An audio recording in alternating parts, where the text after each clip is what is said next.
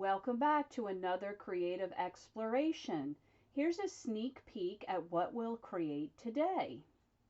So, getting started with this experiment, I'm all over the place. So, I know I wanted to make my own stencil with hot glue. It's something I wanted to try for a long time. And so I thought, let's start with that. And I went in a bunch of different directions today. And when I came back to do this voiceover, I tried to pull it all together. In the end, I'm super pleased with the results, but I wasn't sure we were going to get somewhere that was plausible and that this would make a great you know process to watch, if you will, because I'm just experimenting. As you know, things are perfectly imperfect. I'm just playing, I'm experimenting, I'm exploring, I'm trying different things. So what I'm doing right now is using the hot glue gun to create a stencil. I'm using the back of a glass cutting board because it's very smooth and I don't feel that the hot glue will stick. Ultimately, I did cut out a little bit of a section here because it didn't stick, but it was a little bit challenging to get off, and I'm wondering if maybe just sort of putting a little bit of oil or something on there would have really made that super smooth. It was okay. It worked. You could do it. I'm looking for the easiest way to do things. So I would probably try just a little bit of maybe like a coconut oil or just a little bit of something on there, maybe Vaseline, just to give it a little bit of help. Anyhow, this is also really cool by using this glass cutting board because you can sort of take something and put it underneath and sort of trace it.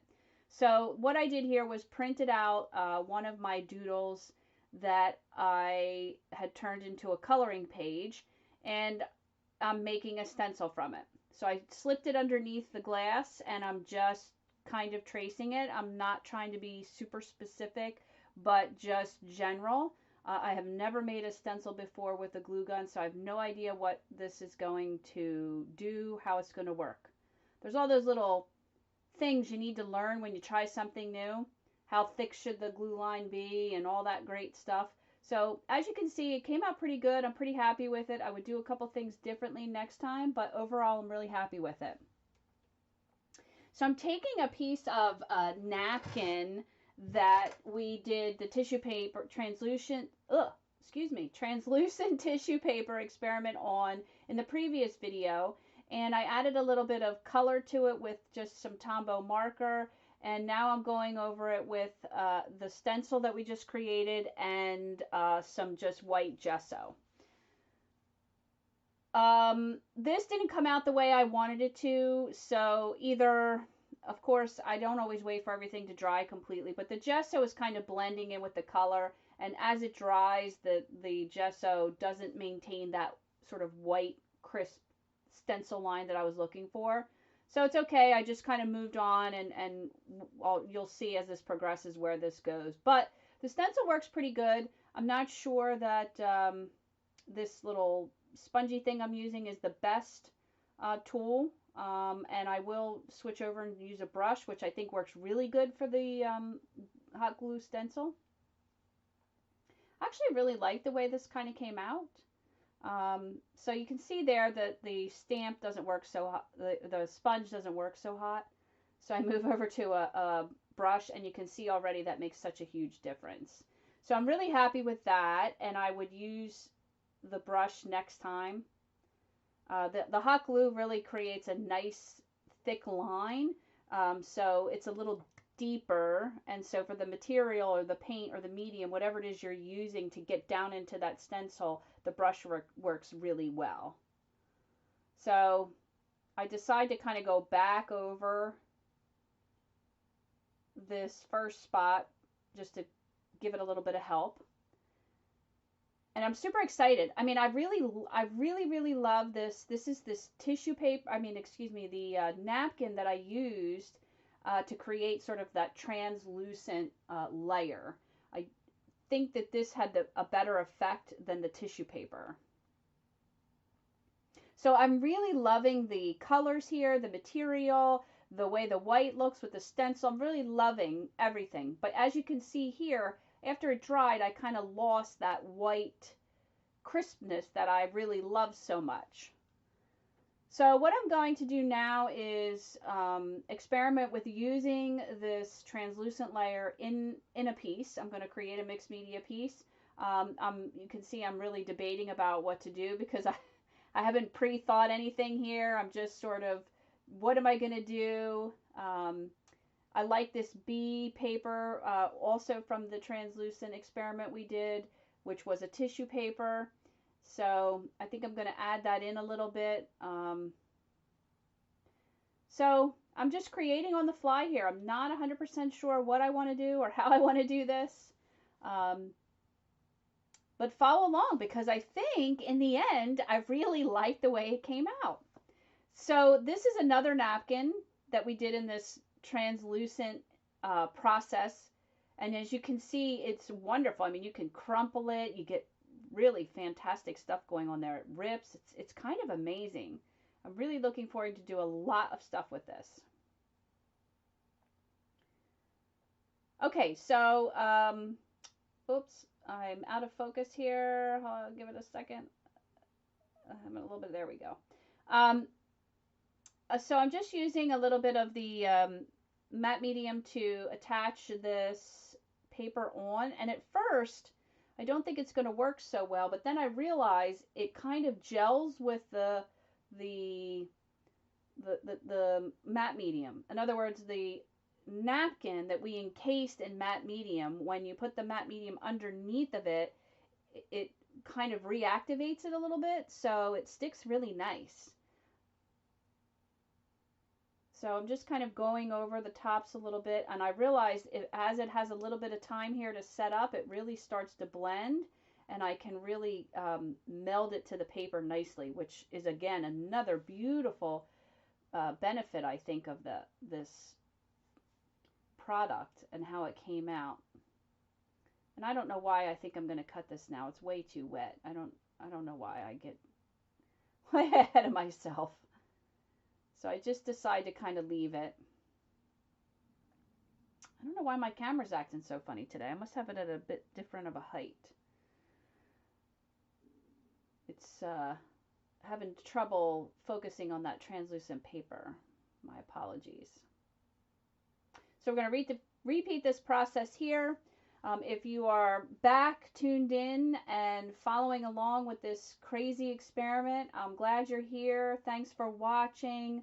Let me know in the comments, what your thoughts are. Have you ever tried this translucent tissue paper or napkin effect? Don't forget to like and subscribe. You can share the video. You can push the notification, the bell button to be alerted of any new videos that I put out. Remember, everything is perfectly imperfect around here. I'm just sharing my creative time, whatever that may look like. And sometimes it goes great, and sometimes it doesn't go so hot, and sometimes I love the creation, and sometimes I don't. I'm sharing that to show you that that's really what a creative process looks like. So I'm just in love with these little bees. I'm just adding in this element. I'm not really, again, I'm not really overthinking it. I'm just putting it in.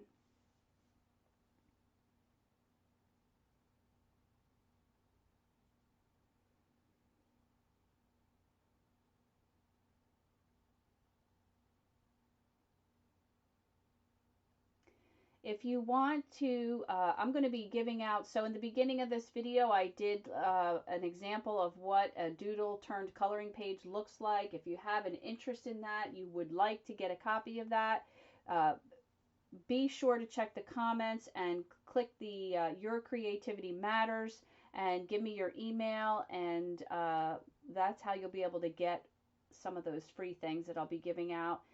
If you can't wait and you don't want it, be sure to also put in the comments that you want a coloring page. You want the doodle coloring page, and tell me, do you want to make a stencil? Do you want to color it so I know what size to give you? But you got to remember to give me your email so that I can send it to you.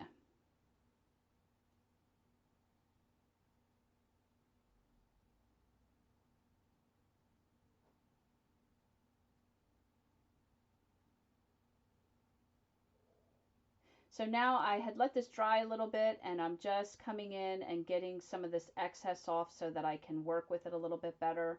Um, I don't like having that excess edge on there. It's a bit challenging to work with. So I try to get that off as soon as it's dry enough. And I'm just using the ruler just to hold down the paper just in case it were to pull it. I'm not using the ruler to actually create a straight edge. It's just really to hold the paper down.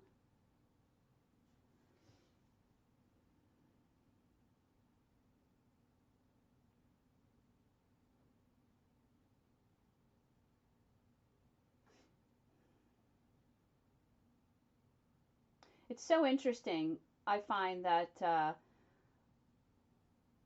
whenever I create something and I get to a point where I have no idea what's going on and I really don't like it, when I push through that barrier, I end up creating pieces that I really like. And that's something I'm really learning to sort of explore and embrace. So since my white stenciling didn't come out so well, but I really wanted to use this effect in here, right now I'm trying to figure out, well, how can I put that back in? What should I do? I was trying to sort of reposition it over top of it. I was thinking about doing another white layer. And then I abandoned that altogether and decide to go completely a different direction. And I'm going to first add a little bit of color on here. And I'm just using the Tombow marker just on the edges. And so this translucent napkin has all these beautiful little crevices and creases. And so I'm just using the side of the Tombow marker to sort of hit the high points. I don't really want to color it in. I just kind of want to hit some of the high points. And so I really like this effect. And so I'm thinking, let me do a little bit more of this and accentuate some of these high points. So I'll use the same three markers that I had used on the original translucent napkin, and I'm just repeating the same three colors. They look a little different because they are raw from the marker, and the ones on the napkin have had sort of a water wash to them, so they look more like a watercolor. And so I'm using the same product, the same medium, and I'm getting a different effect than I had previously gotten.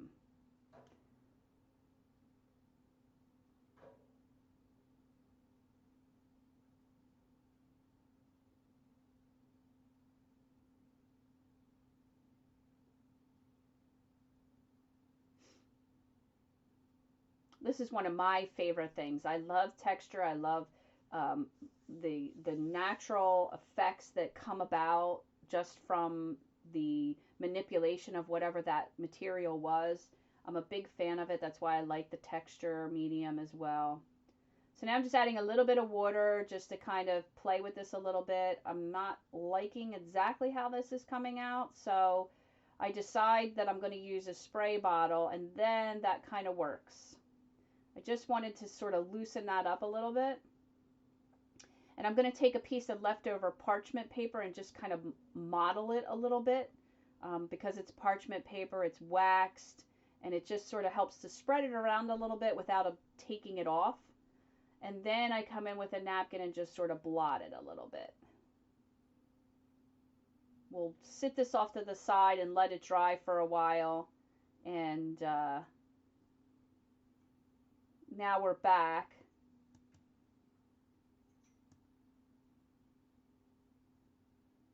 And now I'm really trying to figure out where in the world am I going to take this stencil. What do I do here with this? So I'm getting a brown Posca marker, and I'm just going to start over with the stencil and just kind of forget that the white even exists, because you really can't see anything. It gives a subtle effect. It's, you know, almost like a lost detail. And so I'm just kind of tracing the stencil. Because this is heavily textured, it's a little bit challenging, but that's okay.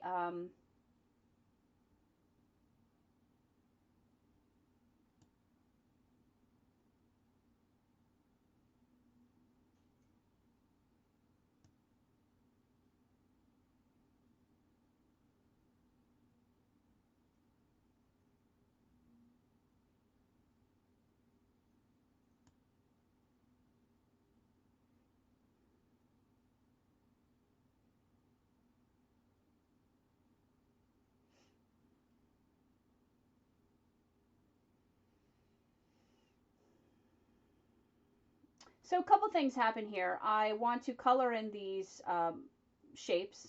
And of course, I have a heavily textured paper that is kind of a little bit tacky. I mean, it's dry, but it's, I probably should have let this go 24 hours.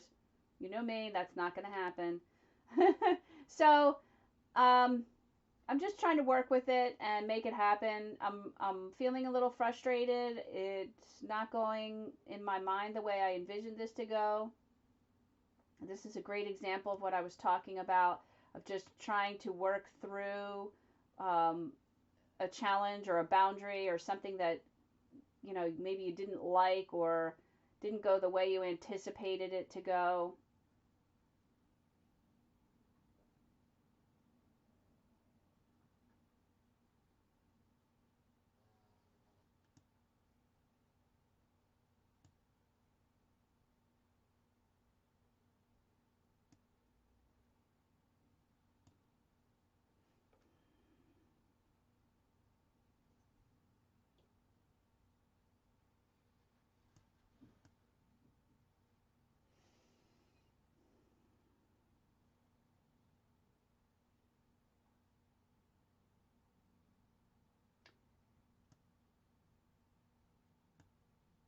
So I will jump ahead a little bit here, and I'm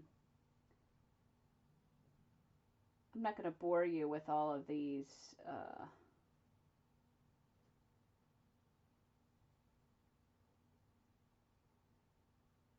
processes.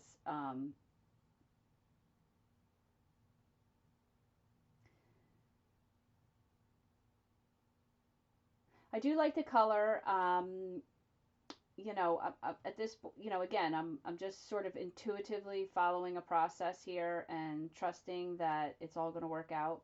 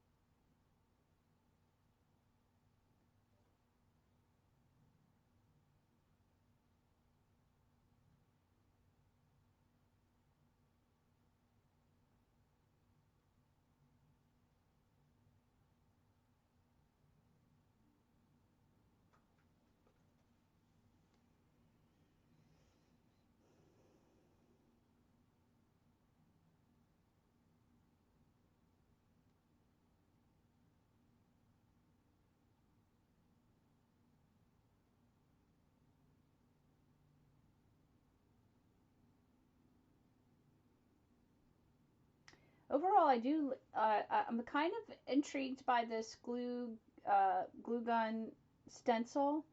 Um, I think for abstract stencils, it will work great. I don't know that you could do something highly detailed. I think you need to sort of practice it a little bit and kind of the consistency of the line is important.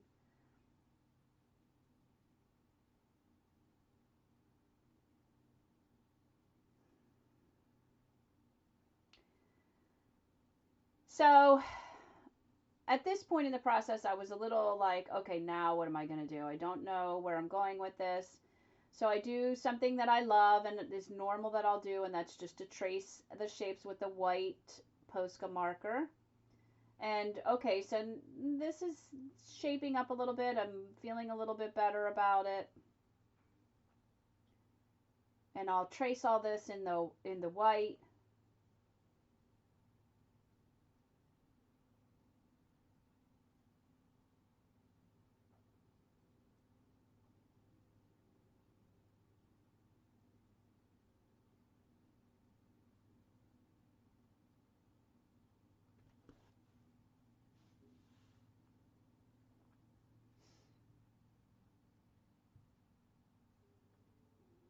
I just love the contrast of outlining the shapes in white. And I'll take that a step further to give it even more of a punch by coming back with some black as well. You've probably seen me do this already.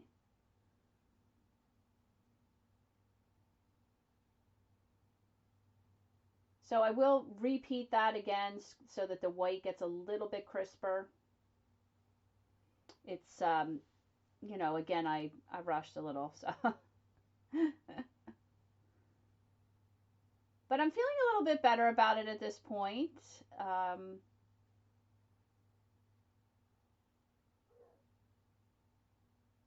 we got the chickens are all out. Hopefully they don't get too noisy.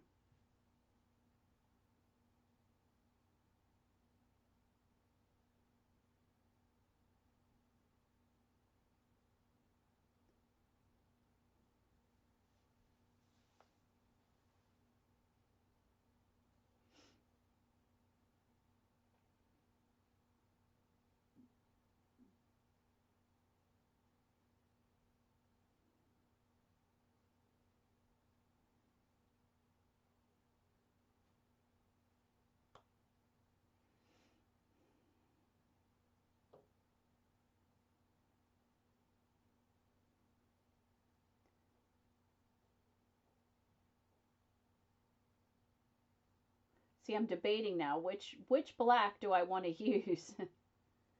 And before I do that, I decide to just do some.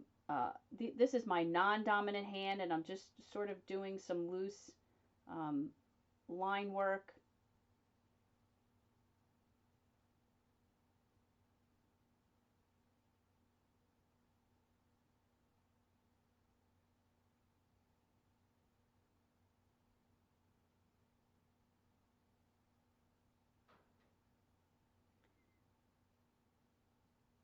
There it is, my black line. I'm tracing out the shape. I will trace out the shape, and then I will come back and also trace out the white outline with the black. I just love this. It really calls to me. I feel compelled to do it. And so there you can see how those pieces suddenly pop out and really have some interest now. And so now I'm going to use a warm gray Tombow to just kind of give these shapes a little bit of shadow to make them seem like they're floating, as if the light is coming from sort of the upper right hand side, and I'm just giving them a little bit of a shadow.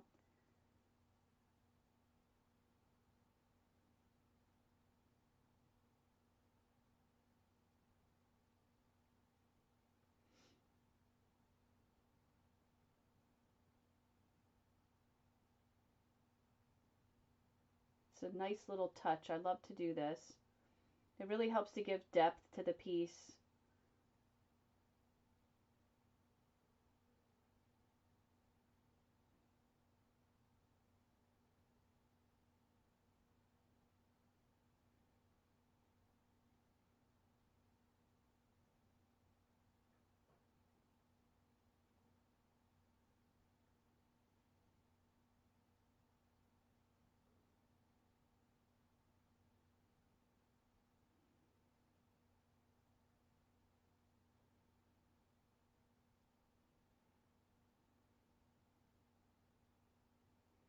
And so now I'm going over the charcoal pencil um, lines that I put in with the Tombow.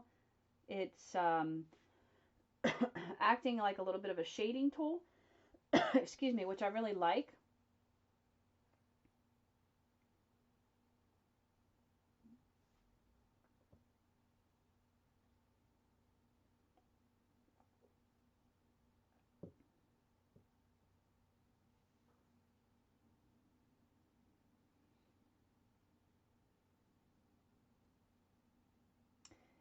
I'm adding in some cross hatching marks. I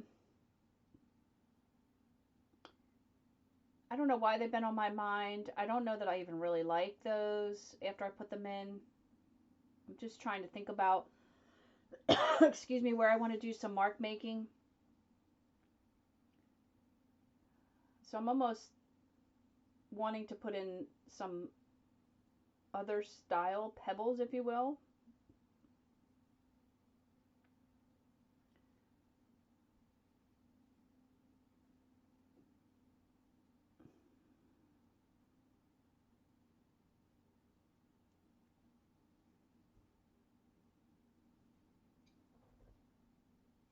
So So I'm really liking the charcoal line. I'm going to add in a little bit more of that. And my thought process here is that I want it to feel a little bit like the wings of the bee. So in the translucent tissue paper experiment, there are bees, and the bees have what are or appear to be translucent wings, and they have, you know, sort of a veining in there. And this is sort of the thought process behind what I was doing. It's, of course, abstract. I'm not trying to make it specifically look like a wing. I'm just trying to add in that veining.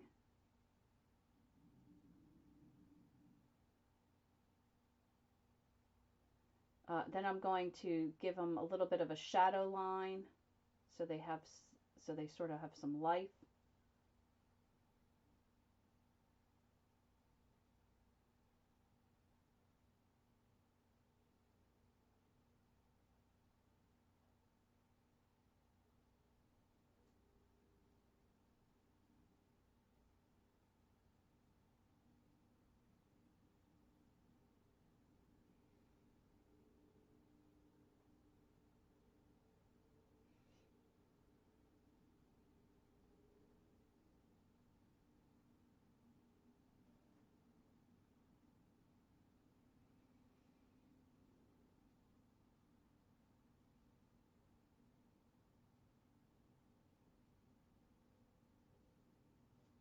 Oh, I changed my mind.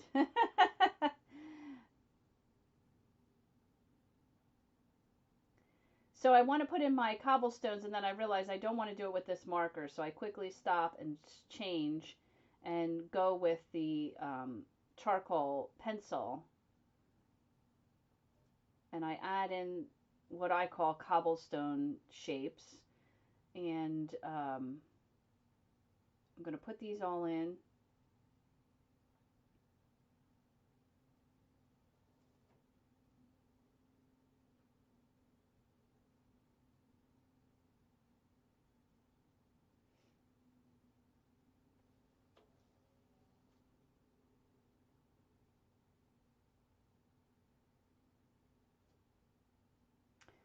And then after I did the cobblestone shapes in the two areas, I'm just hitting it with the Tombow again because I really like how it sort of makes them pop out.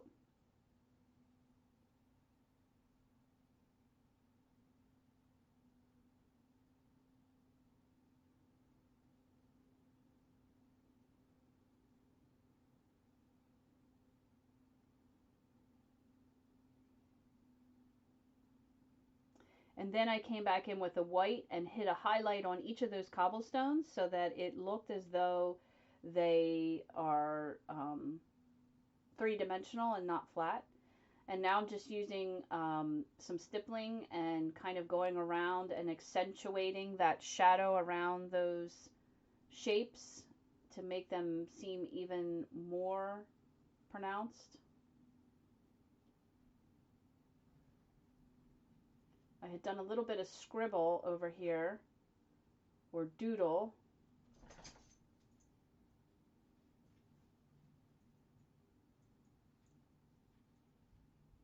And I added some lines to the shapes up top, the black ones, and highlights to those as well.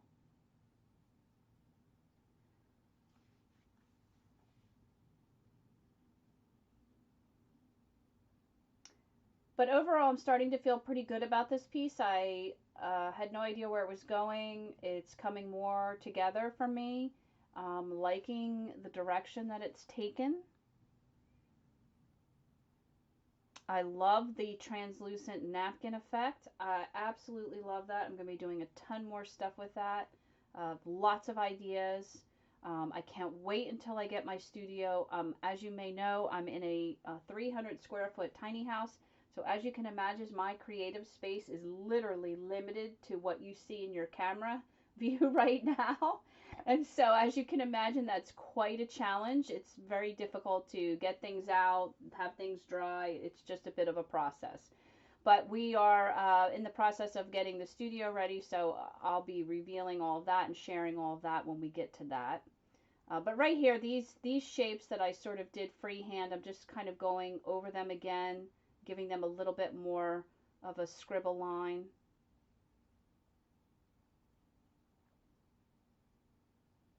So when the studio space is ready, as you can imagine, I can do a whole day and do a bunch of translucent napkins at once, and they'll have plenty of room to dry. So that'll be amazing. I can't wait. Right now I'm in the early planning phases of making sure I have enough stations and all of the glorious spaces that I'm going to want. I'm really trying to take the time and think that through in detail because I've got to have the right spaces for the things that I want to do, which is a bit of a challenge. I do a lot of crazy big stuff too with nature, so I'm putting an outside studio space, if you will, right next to it so that I can work right outside as well. I do a lot of aerosol spraying and working with raw materials and building and that kind of thing. So overall, I'm pretty pleased with this. The only thing I probably maybe would not do next time is the cross hatching, or maybe I would have used a different tip. Not sure how I feel about that just yet, but I feel like I'm going to stop with this piece. I love the color combinations. I really like, in the end, how this came out. There's a little piece of paper sticking up. I'm going to glue back down there. I'm going to go around it with the black marker to clean up the edge.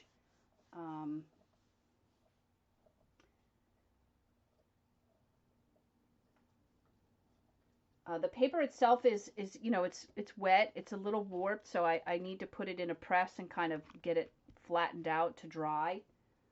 Um, this is a heavy paper. It's a mixed media paper. It's